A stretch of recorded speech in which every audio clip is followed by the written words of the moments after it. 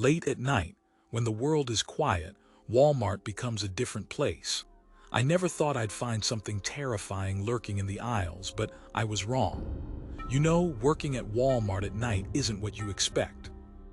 Most think it's just stocking shelves or cleaning up after customers. But let me tell you, something strange happened to me one night that still sends shivers down my spine. It was a typical Wednesday evening. I was on the night shift with my usual crew. The store was doing that haunting quiet thing where it felt like nobody was around. Just the buzzing of the fluorescent lights and the soft sound of the air conditioning. I was in the grocery aisles, restocking some cereal when I noticed the night manager, Frank, looking a bit on edge. I mean, Frank is a tough guy, so when I saw him fidgeting, something had to be up. He motioned me over and whispered, "Hey, did you see anyone lurking around the back room?" His voice dropped and I noticed some fear in his eyes. You see, the back rooms are usually just filled with boxes and the occasional rat. But he was acting really jumpy. I shrugged it off, thinking maybe he was just tired, but then things started to get weird. As I walked back to my station, I heard what sounded like whispers coming from the bathroom. It was just me out there. The rest of the crew was in different aisles. Feeling a little braver than I should have, I walked toward the sound, but the moment I stepped in there, the whispers stopped. I shook it off. Maybe it was just my imagination mixing with the weird lighting that always made the bathrooms feel creepier than they should. I continued my work, but I couldn't shake that feeling like I was being watched. It was unsettling, to say the least. Finally, when the clock hit midnight, I took a break. I often sat in the break room to get a little peace and quiet. A few minutes in, I heard that whispering again. This time it was louder, coming from the front of the store. My heart raced. I stood up, peering through the doorway. The front aisles were dim, and it didn't look like anyone else was there. I kept hearing those whispers, like murmuring voices just below my earshot. It tugged at my curiosity, and against my better judgment, I stepped into the corridor between the aisles. I thought maybe someone was playing a prank, but deep down, I knew that wouldn't be the case in a place like this. As I walked toward the sound, the lights above flickered. It felt like something was unsettled, like I'd interrupted something important. I approached the grocery section again, and that's when I saw them. Shadows were flitting between the shelves, moving faster than any person could. I barely made out shapes, but those shadows felt wrong. They looked human, but twisted in a way that made my skin crawl. I was frozen, unable to move. Then one leaned out from behind the cereal display. It didn't have a face, just a dark, empty void where the features should have been. It grinned, or at least tried to, which only made it worse.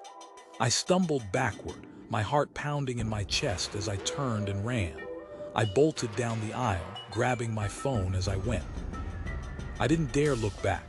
I could hear faint laughter mixed with those whispers, echoing behind me. By the time I reached the break room, I slammed the door shut and locked it. My hands trembled as I dialed Frank's number.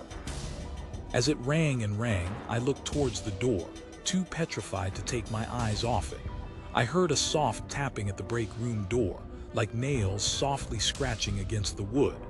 My breath caught in my throat. I wanted to scream, but no sound came out. Finally, my phone buzzed. It was a message from Frank. "Where are you? I can't find you. Something isn't right." I typed back quickly. I saw something horrible. "I'm locked in the break room." Just as I hit send, the door to the break room rattled. I pressed my back against the wall and held my breath. "Stop messing around," I yelled, hoping it was just a prank my coworkers were pulling. But deep down, I knew it wasn't. Suddenly, the rattling stopped. I tentatively approached the door, my heart hammering. I slowly opened it, peering out. The aisle was empty, but the lights flickered again. I poked my head out just enough to look around when I saw Frank at the end of the aisle waving frantically. Relief flooded through me at first, until I saw his face. He looked pale, and his expression was filled with dread. "You need to get out of here," he whispered, glancing behind him. "They're back. They've never been this active before." I struggled to understand what he meant. Who was they? Before I could ask, I heard it, the whispers coming from the end of the aisle. This time they were louder, more urgent. "Help us," they chanted, echoing in the quiet, empty space of the store. I felt tears welling up in my eyes. "What do you mean?" "What's going on?" I managed to call out. "They were once employees just like us," he explained. "But they never left. When the store closed, they stayed. They're trapped and they want to pull us in with them." He grabbed my arm, urgency spilling from him. "We have to get out now." We raced down the aisle together, but the lights began to go out, one by one, plunging me into darkness. I could feel the cold air wrapping around me, as if something was brushing against my skin. We turned a corner, but I could hear them behind us now, footsteps echoing in an empty store. It felt as if they were gaining on us, and I rushed ahead, trying to push through the fear. "Frank, go!" I screamed, knowing that if I slowed down even a second, they would pull me back. We reached the front doors, but they wouldn't budge. I panicked and rattled the handle desperately, but it was locked. That's when I heard the whispers again, now sounding like a chant. "Join us! Join us!" With a surge of adrenaline, I yanked at the door, willing it to open while Frank fumbled with his keys. I felt hands grabbing at my clothes, icy fingers that made my skin burn. I felt my heart drop as I turned to see faces staring at me, their expressions frozen in anguish and rage. I couldn't breathe. Just as I thought all hope was lost, Frank got the door open. We burst out into the parking lot, gasping for air, but I could still hear them behind us, wailing in frustration. The store stood silent behind us as we made it to our car. I threw myself inside as quickly as I could. My hands were trembling and I could barely get the keys into the ignition. Frank was still in shock, staring at the building. "They'll find us again," he muttered, fear taking over him, but as the engine roared to life, I sped out of the parking lot and into the night. We didn't talk much after that. Each night shift after filled with tension, the normal sounds of working in a supermarket feeling bizarrely eerie, knowing what lurked in the aisles. They never came after us, but sometimes, late at night, you could hear the soft whispering coming from the dark corners of the store. I eventually left that job, but the memory of those dark aisles still haunts me.